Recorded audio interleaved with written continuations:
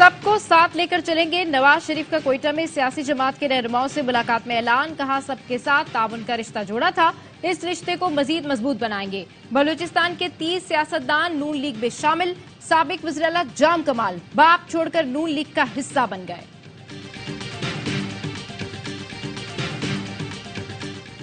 बाप कल बुरा था, आज भी बुरा है। नवाज शरीफ लाहौर पर फोकस करें। बिलावल भुट्टो जरदारी का मशवरा।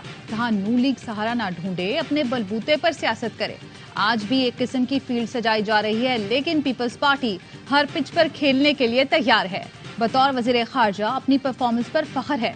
क्या शहबाज शरीफ और नून लीगी वजीर अपनी कारकर्दगी पर इलेक्शन लड़ेंगे या मुंह छुपाते फिरेंगे?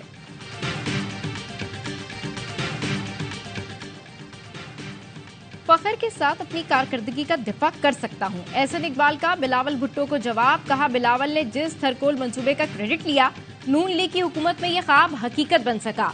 अच्छा होता अगर नवाज शरीफ के ताउन का भी जिक्र करते।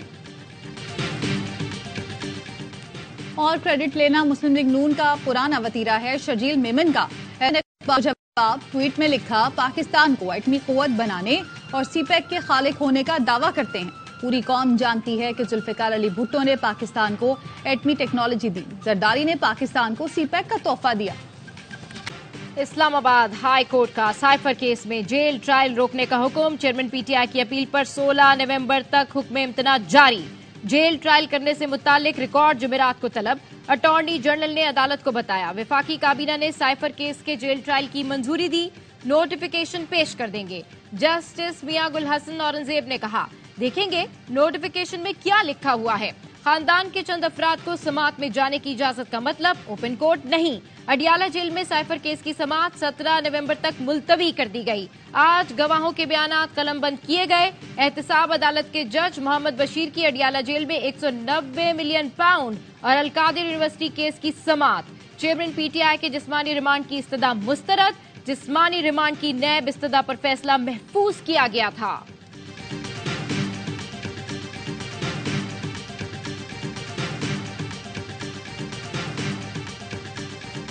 हुकूमत को अदालत में सख्त मज़ाहमत का सामना करना पड़ा।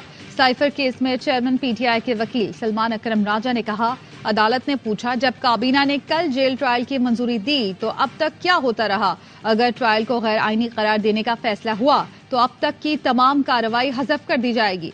दूसरे मुकदमात और इस किस्म की गिरफ्तारियों पर भी इसका असर पड़ेगा। बैरिस्टर सलमान सफदर बोले, कोशिश की जा रही थी कि आज ही पूरा ट्रायल कर दिया जाए।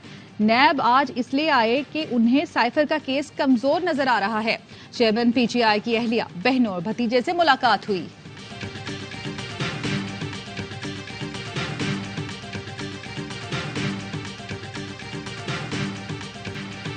हम इलेक्शन नहीं लड़ेंगे, चेयरमैन पीटीआई की बहनों का ऐलान। अलीमा खान ने कहा, पार्टी क़यादत भी नहीं संभाल रही, हम भाई के लिए खड़ी हैं।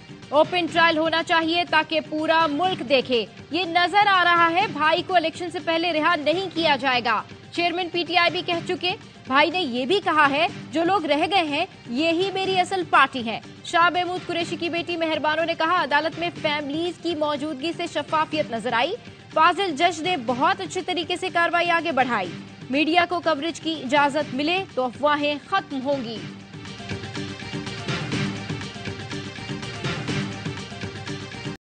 लाहौर शदीद फिजाई आलूदगी की जद में स्मोक की बिगड़ती सूरत हाल के बायस लाहौर फिर दुनिया के आलूदा तरीन शहरों में सरे फहरिस्त। फिजा में आलूदगी की सतह इंसानी सेहत के लिए खतरनाक हद तक पहुंच गई। स्मोक के खात्मे के लिए इंतजामिया का एक्शन। सेफ सिटी कैमरों की मदद से धुआं छोड़ने वाली गाड़ियों के खिलाफ क्रैकडाउन। कालाबाग में 5 भट्टे सील, 5 लाख रुपए जुर्माना आयद कर दिया गया।